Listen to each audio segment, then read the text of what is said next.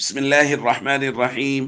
عن ابي هريره رضي الله تعالى عنه عن النبي صلى الله عليه وسلم قال: قال الله تعالى: ثلاثه انا خصمهم يوم القيامه: رجل اعطى بي ثم غدر، ورجل باع حرا فاكل ثمنه، ورجل استاجر اجيرا فاستوفى منه ولم يعط اجره. رواه البخاري.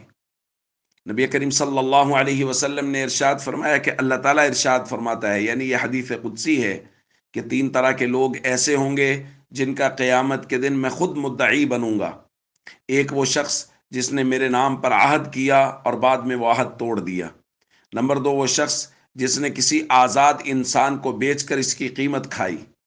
نمبر تین، وہ شخص جس نے کوئی مزدور اجرت پر رکھا، اس سے پورا پورا کام تو لے لیا لیکن اسے مزدوری نہیں ادا کی۔ دوستو، یہ تین طرح کے لوگ ہیں جن کے بارے میں اللہ رب العزت خود فرما رہے کہ میں خود ان کی طرف سے حق کا مطالبہ کرنے والا ہوں گا۔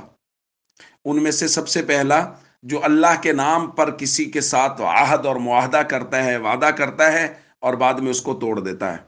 دوسرا، کوئی آدمی آزاد کو بیچ کے اس کا سمن کھا لیتا ہے۔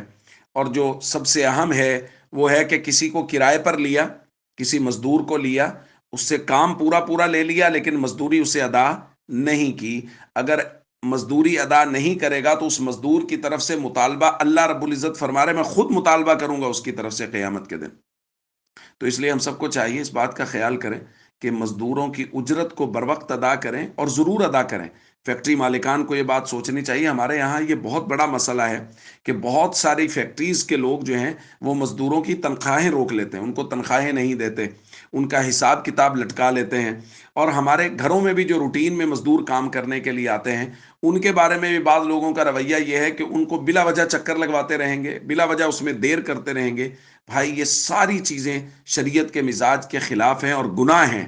اس لیے مزدور کو پورا پورا حق دینا چاہیے، اس کا حق رکھنا نہیں چاہیے اور بر وقت ادا کرنا چاہیے۔ اس پر ہم بعد میں بات کریں گے۔ والسلام علیکم ورحمۃ اللہ وبرکاتہ۔